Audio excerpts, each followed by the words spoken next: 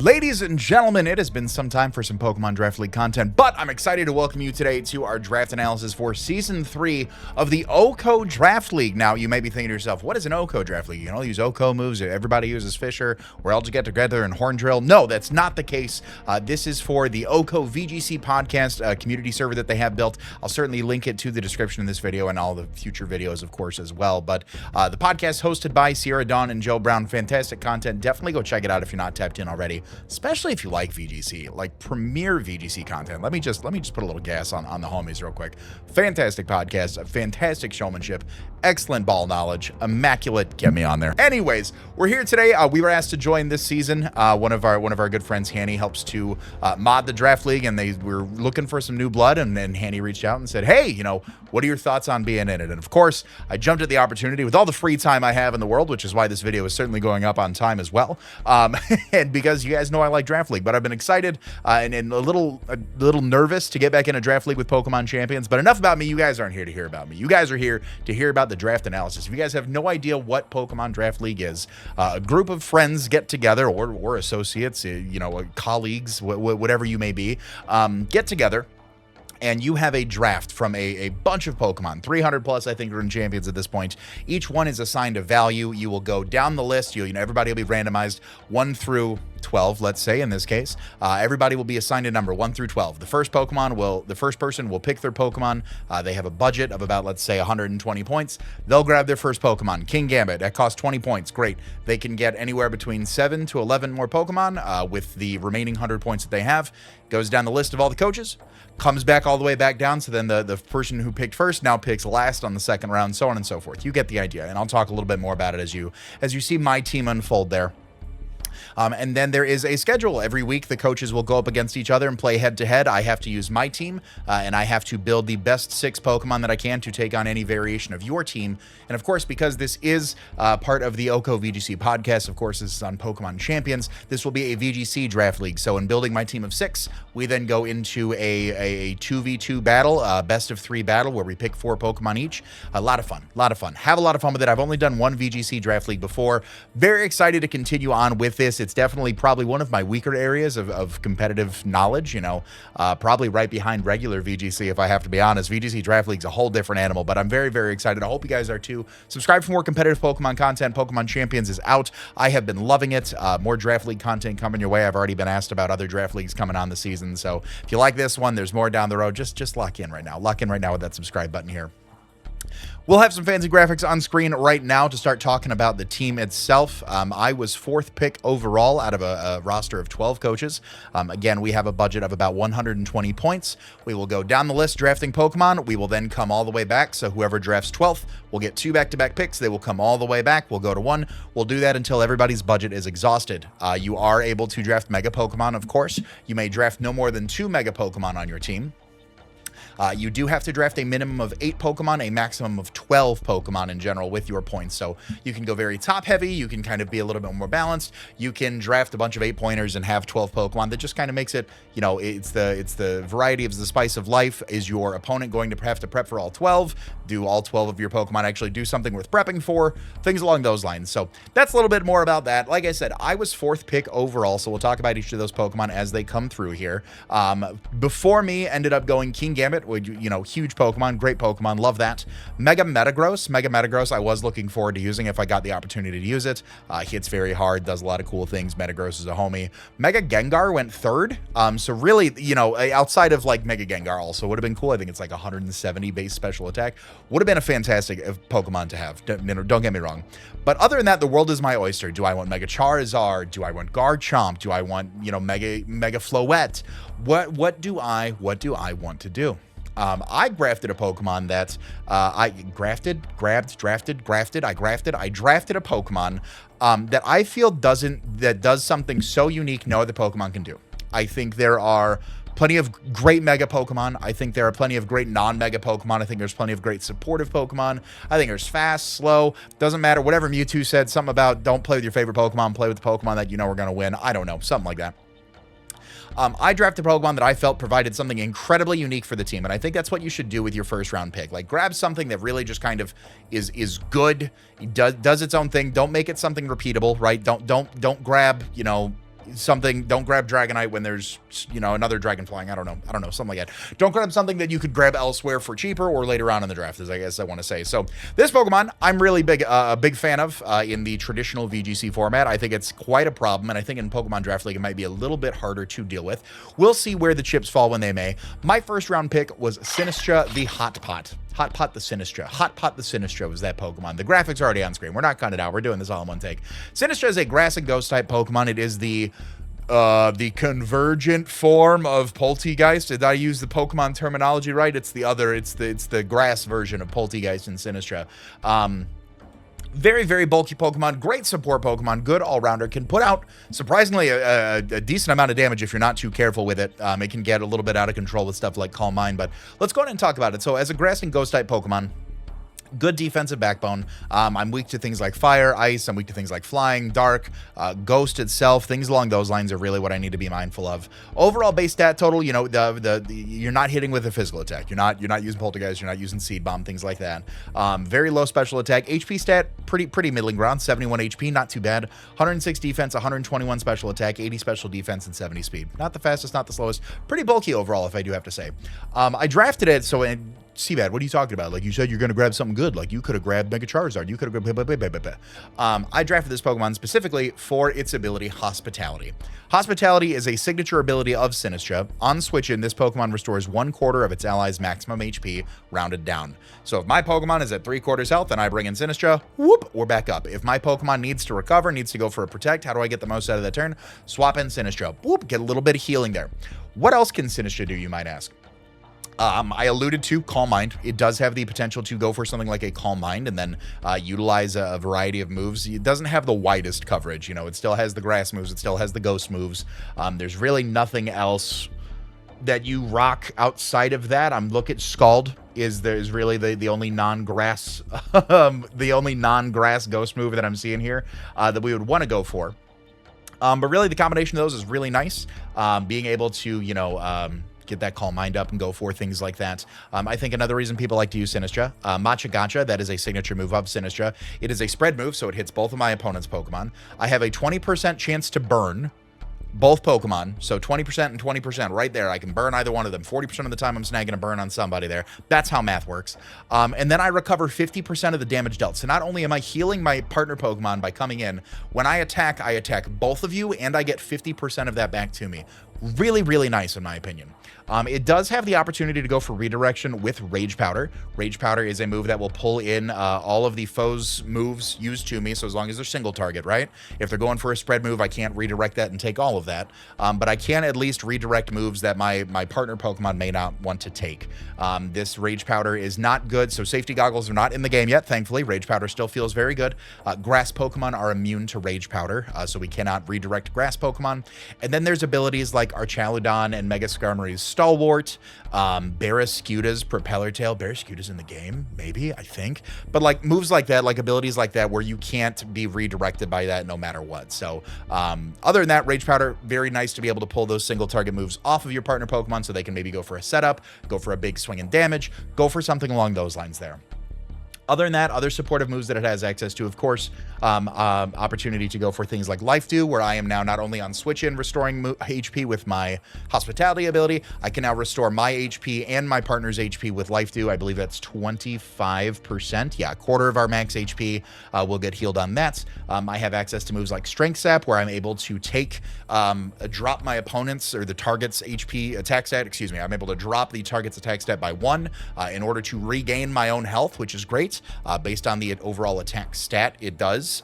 We get that much more health back, so we're able to mitigate the offense and still get recovery on there. We can go for moves like Trick Room as well if we are looking to get any sort of speed control up. Maybe our opponent has a very fast team. We can go for a Trick Room, get a little bit slower, or maybe we're a little bit faster. They have Trick Room up, and we just have Trick Room teched onto the Sinistra to be able to do something like that.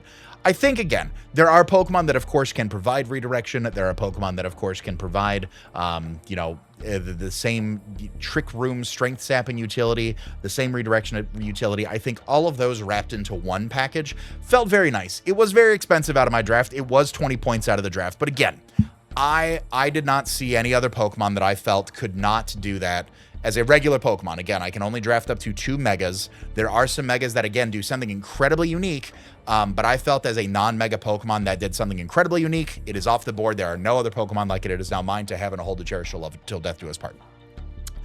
We go all the way around the draft. We come all the way back, and it is back to me, your boy, on what do I want to get?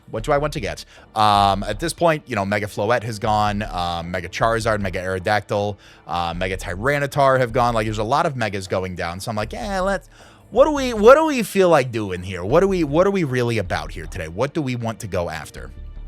And there's Pokemon that I really, really enjoy in Regulation MB. I guess I should have mentioned that at some point during the start of this video, that this is drafted with all Regulation MB Pokemon, because depending on how long the season goes on, I think we may tickle Regulation MC, but we're still in Regulation MB. There's a Mega Pokemon that I have really, really been enjoying in Regulation MB. If I say Regulation MB one more time, I'm going to jump out the doorway. Nothing else. I will not danger myself. There's Mega Pokemon I've been really enjoying. And that Mega Pokemon is going to be Silverstein, the Mega Staraptor. Now, Mega Staraptor is great, and I really wanted to grab Mega Pokemon that I felt could also be used as regular Pokemon themselves, so that way if I do draft another Mega, I'm not, like, this isn't just benched. I can still get some utility out of it. So let's talk about Base Staraptor first. Base Staraptor, normal Flying-type Pokemon. It has 2 abilities in Intimidate and Reckless. One of the things that with my Mega Pokemon, if I do bring them, but I'm just bringing Base Staraptor, I have to hold the Staraptite. I do not get to grab, you know, put a Choice Scarf on because I don't want to run it. I paid out of my budget for Mega Staraptor. I am locked into that Staraptite forever. I cannot switch that out. That is what I have. So there's a little bit of hindrance on that, but I still think overall, again, the Mega Pokemon that I drafted has good base form. We have the Intimidate ability on switch, and we're lowering the attack of the opponent's Pokemon by 1 stage. We also have Reckless, where my attacks with recoil or crash damage have an additional 1.2 times power. Moves like Brave Bird, moves like Double Edge. Getting an extra 20% boost on top of being stabbed feels very, very strong. Feels very strong, especially if you pair it with something like a Helping Hand boost. If you've gotten any sort of defense drops from other reasons, that feels very, very strong. Regular Staraptor, 100 base speed. In Regulation MB, that doesn't feel too bad. There are certainly, you know, I've made comments about the speed creeping in Draft League over the many, many years, where great Pokemon back in Sun and Moon are very, very low tier Pokemon in today, and etc. But I think in Champions, in my opinion, I think 100 is still pretty fine. We haven't gotten in a lot of the speed demons, and if there are the speed demons, you get 1 per team, right? Like 1 person drafted Sneasler. I don't have to constantly fight a Sneasler every week. I just have to go for that. So I think 100 is a pretty fair playing ground there, because I think also if there is a very fast team, as mentioned with Sinistra, we do have the opportunity to be able to, like, go Trick Room. We can run a negative speed nature even at 100 speed, you know, still underspeed a lot of the faster threats that we would otherwise not want to take on there. Access to moves like Close Combat, access to moves like Brave Bird, Double Edge through Reckless, of course. We have opportunity to set up support moves with Tailwind, being able to double our team's speed.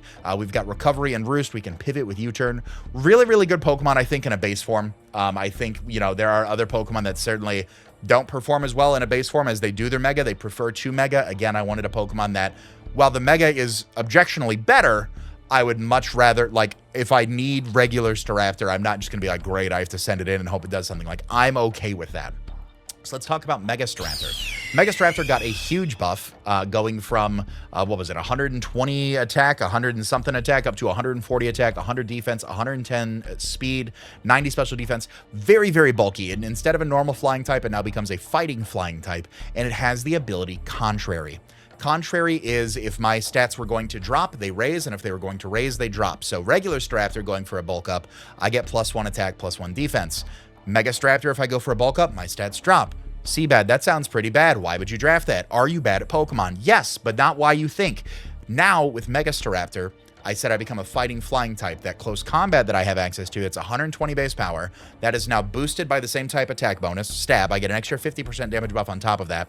Now, instead of dropping my defense and my special defense by 1 stage, I get a defense and a special defense boost every time I use it. Not only am I thick as a Thanksgiving turkey, I can continue to get thicker and thicker through my close combats, being able to boost the defense and boost the special defense. Still being able to drop huge hits like Brave Bird, Dual Wing Beat. There's, you know, we can go for facades and things like that if people are trying to nerf us through burns or other means. We can boost through those, and, you know, priority with quick attack. I mean, there's a lot that this Pokemon can do, right? Again, we can still set Tailwind with 110 speed. But our idea is to be here and to be here for a while. We want to hit hard. We want to be able to get a boost or two and just become this insurmountable Thanksgiving turkey that nobody can break through. And I think paired with something like Sinistra, that feels very good. Sinistra has the opportunity, again, to be able to redirect those single target moves. With our bulk, we can likely take 1 or 2 of those single target moves. We can have something like a Citrus Berry, so we can take then maybe 2 or 3 of those single targets, allowing Staraptor to be able to fire off a few close combats, get those defense and special defense buffs, and just starting to become a little bit too much to handle for the opponent. Another good thing that this pairs with is that something like Sinistra, we can, of course, go for a Protect, go for a Life Dew. We can swap in with the Hospitality to heal it up as it's continuing to bulk up or to get bigger with the close combats. We can also side Strength Sap our own Staraptor with Sinistra to boost Staraptor's attack, because remember, Strength Sap would have dropped the target's attack. I can increase Staraptor's attack and heal back the Sinistra. That's an amazing 2-for-1. That is the Wombo combo. That is the BOGO deal of the century right there, if I've ever seen it. So I'm a big fan of Staraptor. Like I said, it's not the most diverse Pokemon at the end of the day, but I don't think you need a lot of diversity with this Pokemon. I think that the coverage that it has opportunity into is very, very good. I think there's very few Pokemon that really appreciate taking, the 3 or 4 different physical moves that it has access to, especially if we're able to get those boosts up. It becomes just a little bit too much to deal with, and I'm really, really looking forward to it. On the way back around, I ideally was going to grab a water-type Pokemon that did very well on the special side. I wanted something, again, to pair with Sinistra. Really had my heart set on, like, Mega Raptor, Mega Blastoise. I thought that was going to be cool. I think Mega Blastoise is great. I think regular Blastoise has some good synergy with Sinistra, being able to, again, still Shell Smash, being able to operate under Trick Room with a 78 base speed. Mega Blastoise went. And I'm like, I really wanted that. I really wanted that water type. So now I'm looking around and I'm like, I would like a water type. I would very much like a water type Pokemon that I feel molds well with these Pokemon, that I feel does good synergy, that has good synergy with these other Pokemon here. And a Pokemon that I feel is a little bit of an annoyance in Regulation MB was still available. Big fan of it personally. I took it to NAIC, I want to say. I think that was NAIC. I took it to NAIC. I'm a big fan of it. I think it has the right potential, and I think, again, if you underestimate the Pokemon, it can start to spiral out of control. Not as quickly as Staraptor, but I think if you just can't remove this quick enough, it starts to become more than what you want to handle and what you bargain for, and it's just, the end is near at that point. I drafted Sakura the Milotic. Milotic has 2 abilities. Milotic technically has 3 abilities, but the 2 abilities that I would use competitively are Marvel Scale and Competitive. Without something like the Flame Orb in the game just yet, without drafting something like, spoilers, I didn't draft Mega Scovillain, but without something to self-proc my own status, I don't think I'll be leaning too much into Marvel Scale. So really the idea behind Milotic is taking advantage of the competitive ability. This Pokemon's special attack is raised by 2 for each of its stats that is lowered by a foe. So things like Intimidate, things like special attack drops from Moonblast, things like Icy Wind speed drops, things along those lines are the ones that I'm thinking of off the top of my head. All of those would drop my stats, but then in return, I will go on ahead and bounce back with +2 special attack on a 100 base special attack. That's not too bad. It allows me to really invest in a lot of the physical bulk, really. Milotic has 125 special defense. Being able to max out the HP and the defense, pair it with something like Leftovers, pair it with something like a Citrus Berry, we're looking good. We're grooving, we're schmooving. Another big thing about Milotic is that we had talked about how Sinistra has not only Hospitality, but it has Life Dew. Milotic also has access to Life Dew. So now I have 2 Pokemon that can really help sit in and support Staraptor. Another big thing that you may want to do with Staraptor is before Mega Evolving, you may want to Intimidate it. You may want to bring in your Intimidator before I click the Mega button, because regular Staraptor can be intimidated. It will drop me down. My opponent will need to think twice about that with Milotic on the field, because you can drop my attack by 1, but now my special attack is up to 2. I've got access to moves like Scald, like Ice Beam, like Icy Wind. I have access to Muddy Water, Spread Move that can drop your accuracy. We start playing some of those games. I've got my own built-in recovery with Recover, of course, Life Dew to help support my partners as well. I think Milotic, again, very, very solid Pokemon, very good contender. Being able to help, again, help out Staraptor, maybe not as directly as Sinistra can, but still, again, being able to ward off some of those Pokemon that might try to capitalize on it, intimidate it, things along those lines. We're coming back around. We go all the way down. We're coming all the way back. This is my 4th round pick here. I'm looking for Pokemon that can continue to round things out. what can support the team, what can also break through the team. I also have the opportunity to draft again. I still have the opportunity to grab one more Mega Pokemon. I've used at this point, what have I used? I've used 55 of my 120 available points. I'm incredibly top heavy right now. So you're thinking to yourself, CBAD, certainly, like, you would grab something like a lower tier Mega, like something like a Mega Chandelure, something like a Mega Dragalge, something along those lines. You would be absolutely wrong. I drafted Mega Raichu Y. Mega Raichu Y, let me tell you, man, I did not believe it when it first came out. They're like, hey, Mega Raichu Y, it has no guard, it has 160 special attack, it has 130 speed, it has Zap Cannon. Zap Cannon is a, what, 120 base power move that has a 100% chance to paralyze the target. Yeah, absolutely. Oh my God, let's talk about it. So as I mentioned with Strafter, I think it's only fair to talk about the base form before I start talking about the mega form here. Regular Raichu really has one ability that I'm focused on here if I do bring regular Raichu to play. Again, I always have to do hold the Raichu Knight Y. I cannot bring, you know, Sash, Magnet, Berry, anything like that. It has to hold the Mega Stone. But I do have the Lightning Rod ability. This is great because base Raichu now has the ability to actively passively. I don't need to do anything. If a Thunderbolt goes into Staraptor, it gets pulled over to Raichu and it doesn't touch me. If a Thunderbolt's going into Milotic, it gets pulled over to Raichu and it doesn't touch me. And on top of being immune to it, I now get a special attack boost. 90 special attack is okay. You toss a couple boosts in there, we're talking business. We are talking business at the end of the day here. I think Raichu's a great support Pokemon as itself. Again, talking about base Raichu, being able to get a fast fake out off 110 base speed. Raichu has the same base speed as Mega Staraptor. Being able to get something like a fast fake out off is very nice. Being able to go for a fast Encore is very nice too. If my opponent goes for a Protect, being able to lock that in with an Encore is always good. We do have access to Feint. Feint is a priority move that will allow me to break through, Detect, Protect, Wide Guard, anything like that. So if I am going for the Machagacha with the Sinistra, the Muddy Water with the Milotic, close combat with the Staraptor, my opponent goes for the Protect, I can go for the Feint, break through it, and then my opponent, my Mons hit full force into my opponent, which I think is great. Of course, it has access to speed control with things like Electro Web. It gets access to moves like Helping Hand as well. We talked about what else? Set up to Nasty Plot Nuzzle. We've got Knockoff for removing items. Again, the fast fake out, the fast Encore is always great. Let's talk about Mega Raichu Y. And I really don't think there's too much else to say about it. I really don't. 130 base speed, 160 base special attack. Zap Cannon's 120 base power. Now all of a sudden with the same type attack bonus with Stab, it's 180 base power move. Gross. Always paralyzes you. Gross. They did, of course, nerf the paralysis chance in Champions. I don't recall exactly where the changes are now, but still, all of a sudden your speed is half. There's a chance you might not move. Devastating. Absolutely devastating. Another great opportunity. So Raichu, again, still having all the same access to moves like regular Raichu, a fast Encore, a fast Fake Out. One item that I did not mention in base Raichu, that I will also bring up now on Mega Raichu Y is that, yeah, well, I guess it doesn't matter on Mega Raichu Y because I wouldn't use it if I was Mega Raichu. But if I was base Raichu, I do have access to the move Charm. Charm is a status move that will drop the target's attack stat by 2 stages.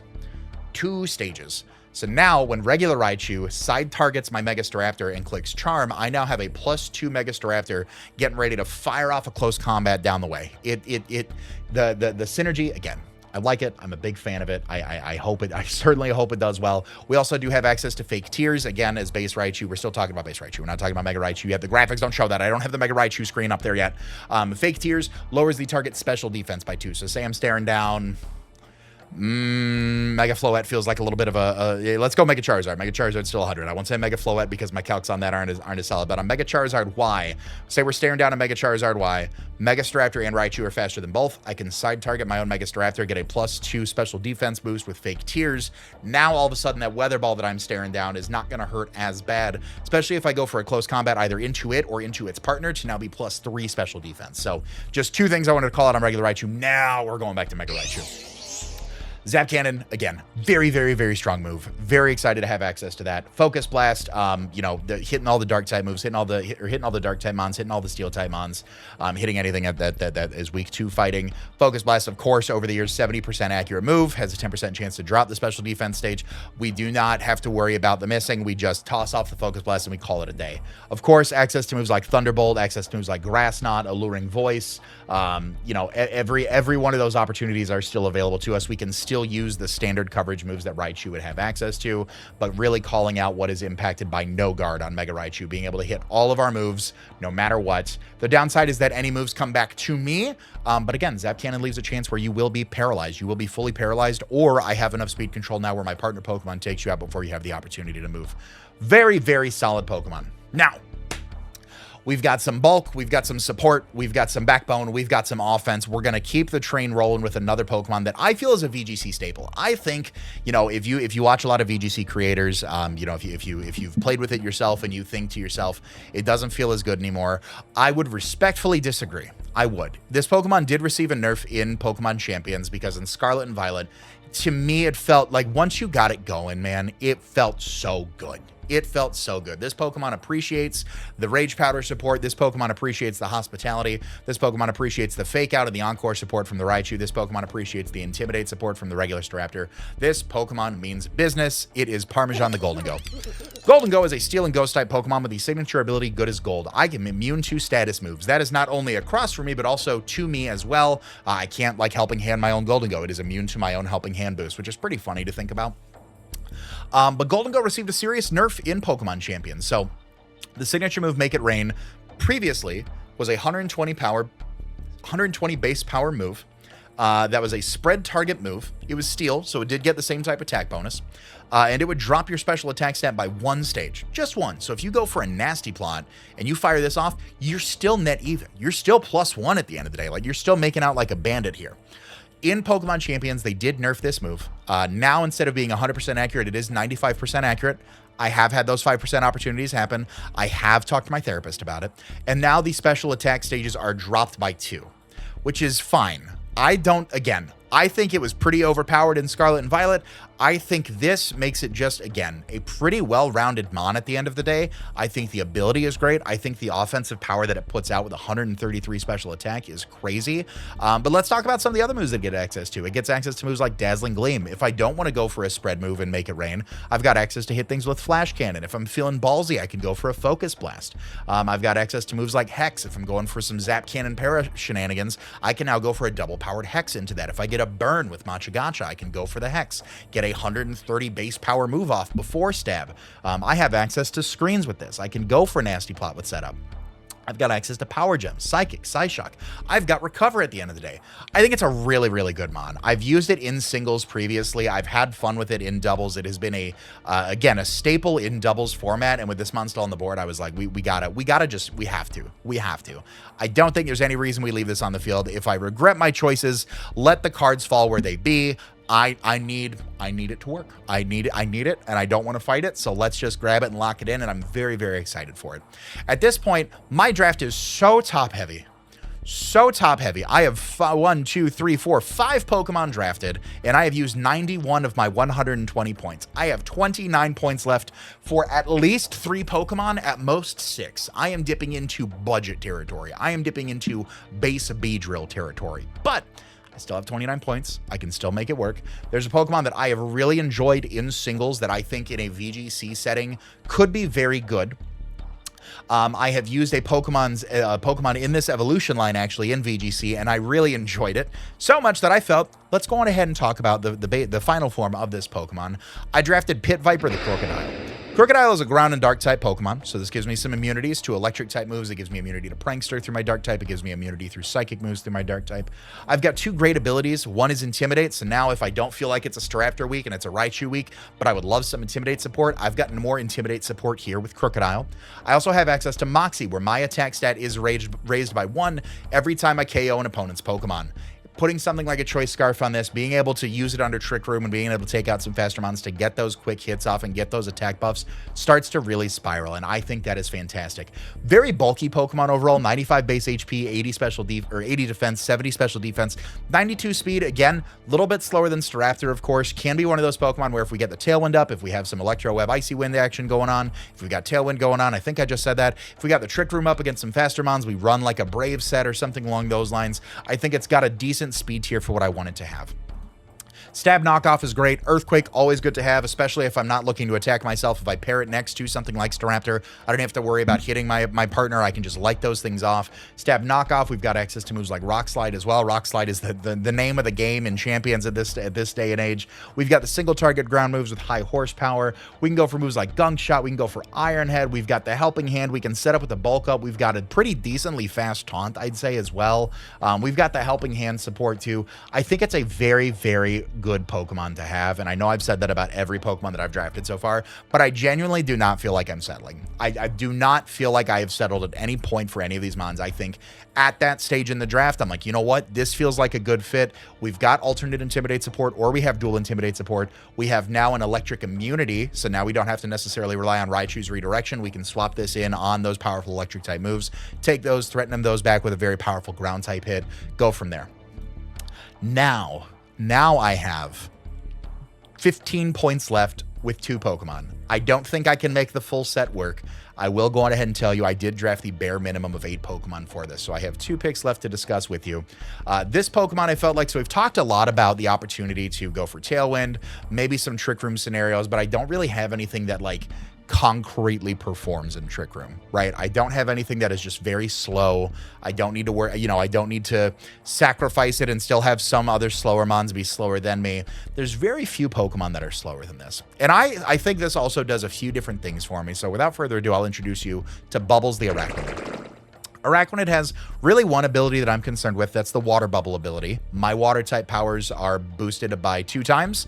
I can't be burned, and any fire type moves used against me are halved. That power is halved. It does also have Water Absorb, getting health back for being hit by any water type moves, giving it a water immunity. Maybe pairing that up with something like Surf from Milotic could be beneficial. But at the end of the day, either way, Water Bubble is really where my head is at.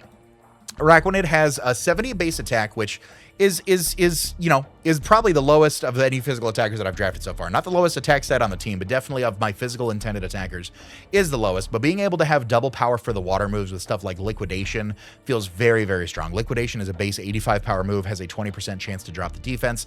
That feels very, very strong to me, especially if we're able to get something like Trick Room up. I like it. Of course, the water power is doubled on other moves as well. If we go for something like a Scald, we have opportunity to have that do double damage. Being able to fish for those burns could be very good. We do have some opportunity with recovery with moves like Aqua Ring, with moves like Leech Life. Leech Life is Stab. It has been buffed since it used to be 20 base power. Now it's 80 base power. I know it's been buffed like that for a few generations, but some people might be new. It has a move that I feel like I was missing at this point. I feel like I was missing up until this point. I mentioned that Rock Slide is the name of the game in Pokemon Champions right now.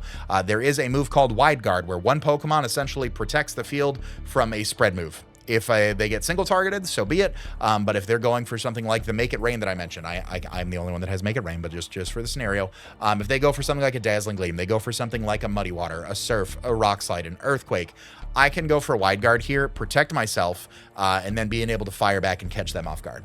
Another opportunity is that pairing it with something like Crocodile, I already resist something like the Earthquake, but I can go for a Wide Guard there. I can run something like a 3 attacks and a Wide Guard. I can just go for my own Wide Guard. I'll protect myself from the spread move that is Earthquake, while Crocodile can still attack at full force with the Earthquake across from us. I think it's a very, very reliable Pokemon under Trick Room. I think it's a Pokemon that some people really are going to have to think twice about when they're preparing for it. It can be very bulky, especially 132 base special defense. 92 base defense is not too bad. Again, if we start to just run it at max defense, really, it can be a little bit annoying and hard to take down with the Intimidate support that we have. Last Pokemon here, I do have 5 points left to my name. I would like something, again, that can just operate a bit under Trick Room, being able to be one of those Pokemon that people might not think about. I might make them think twice about it. I want them to, in the back of their mind, be like, is he going to bring that? Is he going to bring that? Because, again, I'd like something that could perform under Trick Room. Could it perform in a Tailwind scenario? Quite possibly. Could it be just a bulky Pokemon for people that find it annoying to deal with? Yes, it could. My last Pokemon in the Season 3 OHKO draft is going to be Schecter the Aggron. Aggron, Steel and Rock type Pokemon. Has some great abilities. Sturdy at full HP. I'll live with at least 1 HP. So if they're going to hit me with a Focus Blast and I'm at full, I will always live on 1 HP no matter what. I've got the Rock Head ability, so any of my moves that have recoil, I will not take any recoil. Besides, you know, if I have a Life Orb, or if I, you know, like High Jump Kick can crash and miss. I don't have High Jump Kick, but so moves like Head Smash, I now all of a sudden don't take any recoil on that, which is fantastic. Then I also have Heavy Metal. My weight is doubled. Aggron is a thick boy. I know we talked about being thick as a Thanksgiving turkey earlier. Aggron is thick. Being able to double that weight and then go for some seriously heavy-duty body slams is amazing. We could put something like a Metal Coat on here. You could put something like a Citrus Berry. With any Intimidators that are running around, we could equip something like a White Herb in order to reset the attack drops. Go for those heavy slams. Go for those hard-hitting moves. Of course, having Stab and Rock Slide is always a good thing to have. We talked about Head Smash. Body Press on 180 base defense feels very, very strong. Very, very, very strong. 50 base speed, again, allows me to operate in Trick Room under most scenarios. But also, if I run something like a Max Speed Jolly, if I do go for something like a Rock Polish, I don't have Rock Polish, never mind. If I do go for some, I don't have Trailblaze. What do I have? What do I have to boost my speed? I've got something to boost my speed. I feel like I had something to boost my speed.